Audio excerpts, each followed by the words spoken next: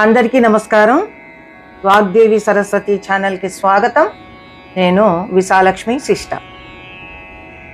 రాష్ట్రపతి భవన్లోని పద్మ అవార్డుల ప్రధానోత్సవం సమయంలో తులసి గౌడ అని పేరు పిలువగానే సంప్రదాయ దుస్తుల్లో కాళ్లకు చెప్పులు కూడా లేని ఓ 76 ఏళ్ల మహిళ నడుచుకుంటూ వచ్చింది. దర్బార్ హాలులోని వారందరూ ఆమె వైపు ఆశ్చర్యంగా ఆనందంగా చూశారు.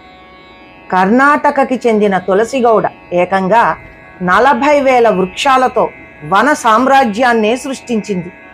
పర్యావరణానికి ఆమె చేసిన సేవకు కేంద్ర ప్రభుత్వం పద్మశ్రీ అవార్డుతో సత్కరించింది. కర్ణాటకలోని అంకోలా తాలూకా హొన్నాలి గ్రామంలో గిరిజన కుటుంబంలో తులసి గౌడ జన్మించింది. చిన్నప్పటి నుండి అడవిలోనే గడిపింది. తనకు చిన్నతనం నుండి చెట్లంటే ప్రాణం. ఎన్నో రకాల మొక్కలు నాటేది. మొక్కలపై ఆమెకున్న ప్రేమను చూసిన అటవీ శాఖ అధికారులు ఆమెను ఉద్యోగిగా నియమించారు. 60 ఏళ్లలో తులసి గౌడ 40,000కు పైగా మొక్కలు నాటి వాటిని పెంచారు.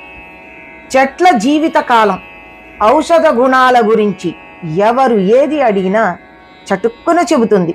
అందుకే పర్యావరణవేత్తలు ఆమెను ఎన్సైక్లోపీడియా ఆఫ్ ఫారెస్ట్ అని పిలుస్తారు.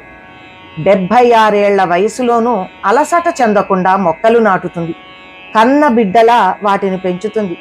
తనకొచ్చే పింఛను డబ్బులను దీనికే ఖర్చు చేస్తున్నది. మొక్క నాటితే సంతృప్తి రాదు, అది మానుగా మారితేనే ఆనందం అని చెప్పే తులసి గౌడ జీవితం మనందరికీ ఆదర్శప్రాయం.